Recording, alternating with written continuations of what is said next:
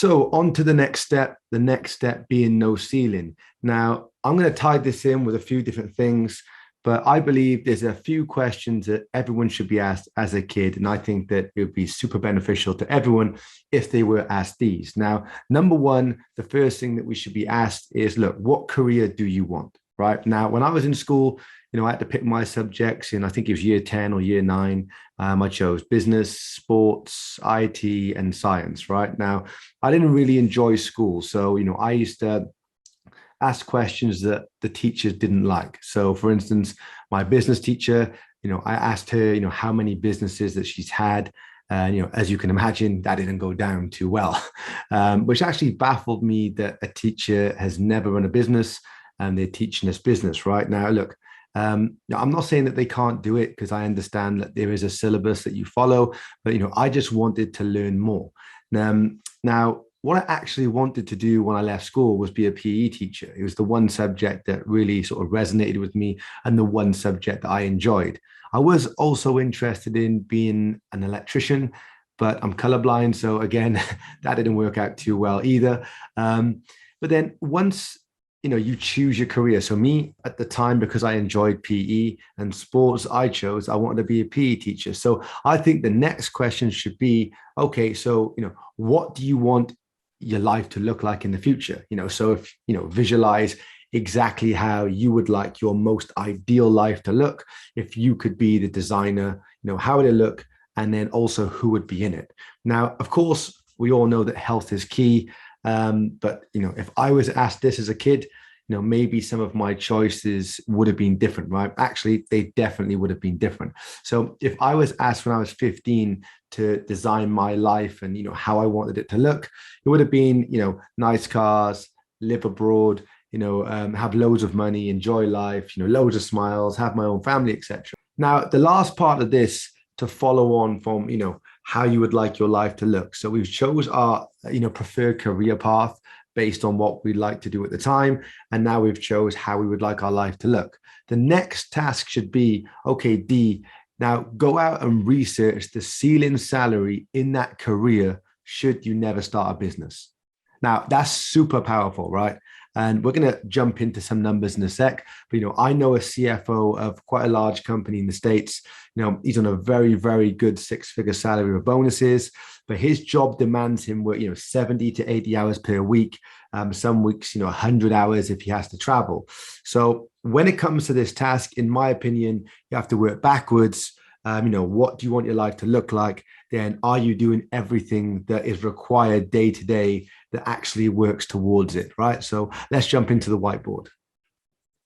So let's take a look at my choice when I was 15 years old, and not taking into account if, the career that I was potentially going to choose would really stack up for the life back then that I wanted. And of course, we're also going to change the things that we want in life, but based on my, ambitious wage back then, I'm going to show you how the career that I chose, because I was not asked the question on the ceiling salary for that specific career that I chose, then I could have potentially, maybe based on my ambitions, wasted 10 or maybe 20 years or maybe less in a role that would never have got me to my goal. So the average salary for a PE teacher in the UK is £36,000.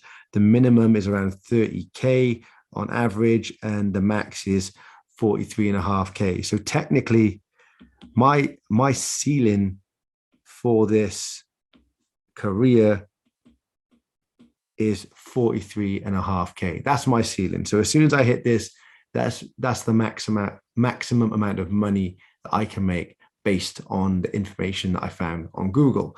So as you can quite clearly see, the actual life that I would have designed back then definitely would not have aligned to this, because for one, I'd be trading my time for money, and I wanted freedom, family, travel, money, cars, and all the other different things when I was 15 years old. So if I had seen this, to get to this max salary, of course, you need to put work in as well within your career and work your way to that. So in general, I'm going to be starting off a little bit less and then be around here. It's not a huge difference to over here, but you have to really understand that If I Googled this at 15 years old and then started Googling the cars I wanted, the trips for travel that I wanted to do, the different things, the house that I wanted, and all these different things that, I aspired to get, then I would have quite clearly seen that this figure here probably would not have got it to me. And who knows how long it would have taken to get to this figure.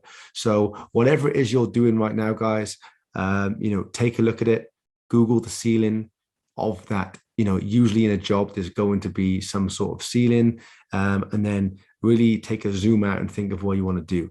And the reason why this is an important task to do is because I want you to make the most of your time and the things that we're going to be covering inside the program. We fast track it at a sustainable level, because, we want to as gently get the Bentley. We don't want to move too quick. But, we also want you to exceed expectations in your life. And if you already have a ceiling over the top of you, then, we have to try and remove that ceiling and break through it. And usually the way to break through it is doing something that you get to dictate the terms to a certain extent, but also something that does not have a ceiling. We don't want to be in something and spending time on something that does have a ceiling. We want something that does not have a ceiling, and we can continue to grow and grow and grow. Now, this isn't to say that you neglect your current job or career, because that's not what we want to do. We don't want to go down the whole go and sack your boss sort of talk that I hear a lot of people talk about. Use the resources and generate skill sets and acquire skill sets from inside your current establishment where you work or whatever career that it is that you do, and use those skill sets, and they can be transferable skill sets into something else that will help you. So, try and get as close to the money as you can in those establishments. So you start to see the money flow and how it moves around, how it comes in, how it goes out, and all the different people that's involved, and really try and acquire skill sets that you can use when you decide to do something yourself. But most importantly, let's not put a ceiling over our heads, guys. Let's find something that has no ceiling and we can break through and continue to grow and grow.